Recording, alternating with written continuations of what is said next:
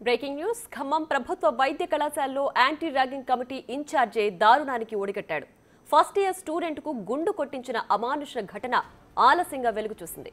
ఉమ్మడి వరంగల్ జిల్లాకు చెందిన ఓ స్టూడెంట్ ఎంబీబీఎస్ ఫస్ట్ ఇయర్ లో అడ్మిషన్ పొందాడు. హాస్టల్లో ఉండేందుకు ఈ నెల 12న ఖమ్మం వచ్చాడు.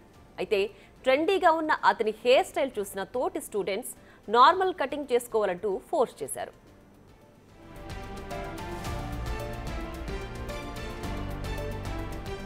దీంతో ఖమ్మంలోని ఓ సలూన్లో హెయిర్ స్టైల్ మార్చుకున్నాడు. అయినా అప్పటికీ కటింగ్ సరిగా లేదని విద్యార్థులు అతన్ని వదలలేదు. విషయం తెలుసుకున్న అసిస్టెంట్ ప్రొఫెసర్ రెహమాన్ సీనియర్లను మందలించాల్సింది పోయి బాధితుడిపైనే మండిపడ్డాడు. విద్యార్థికి తానే స్వయంగా గుండు చేయించాడు. ఈ ఘటన జిల్లా వ్యాప్తంగా హాట్ టాపిక్ గా మారడంతో కాలేజీ ప్రిన్సిపల్ కమిటీ వేసి విచారణకు ఆదేశించారు. బాధితుగా ఉండాల్సిన అసిస్టెంట్ ప్రొఫెసరే దారుణంగా వ్యవహరించిన తీరు సర్వత్రా విమర్శలకు తావిస్తోంది.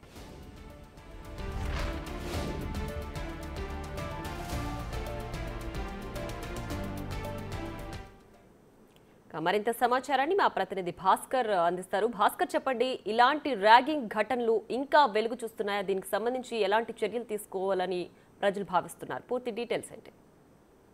ఇప్పటికే ఖమ్మంలో గత 3 రోజుల క్రితం జరిగినటువంటి ఘటన ఒక్కసారిగా ఖమ్మం మెడికల్ కాలేజీలో ఒక కుదుపు వేసిందని చెప్పుకోవచ్చు. ఫలితంగా చూసుకుంటే మాత్రం 13వ తారీఖున సాయంత్రం వివేక్ అనే ఒక మెడికల్ మొదటి సంవత్సరం చదువుతున్న విద్యార్థిని ఒక్కసారి ఆయన సెలూన్కి వెళ్ళేసి చైనీస్ కటింగ్ ఉన్న చైనీస్ మోడల్లో కటింగ్ చేసుకున్న నేపథ్యంలో వివేక్ ఒక్కసారిగా ఆయన అంటే ఆయన కటింగ్ సంబంధించి దానిపై కాస్త తోటి విద్యార్థులు సీనియర్స్ కాస్త అభ్యంతరం తెలపడంతో తర్వాత ఆయన అక్కడ నుంచి వెళ్ళిపోయి మరలా ట్రిమ్మింగ్ చేసుకున్న నేపథ్యం అయితే ఉన్నది. ట్రిమ్మింగ్ చేసుకున్న తర్వాత ఈ విషయాన్ని ఏదైతే మొదటి సెకండ్ ఇయర్ చదువుతున్న మెడికల్ విద్యార్థులు అసిస్టెంట్ ప్రొఫెసర్ కు రెహమాన్ తెలపడంతో ఆయన ఇరువురు అంటే సెకండ్ ఇయర్ విద్యార్థులను మొదటి సంవత్సరం చదువుతున్నటువంటి బాధితుడు వివేక్ ను కూడా పిలిచి మాట్లాడిన నేపథ్యంలో ఒక్కసారిగా ఆగ్రహాన్ని వ్యక్తం చేస్తూ తానే బండి మీద ఎక్కించుకొని పోయి ఆయనకి సెలూన్ షాప్ కు తీసుకెళ్లి ఆయనకు గుండు కొట్టిన నేపథ్యం దీనికి సంబంధించి.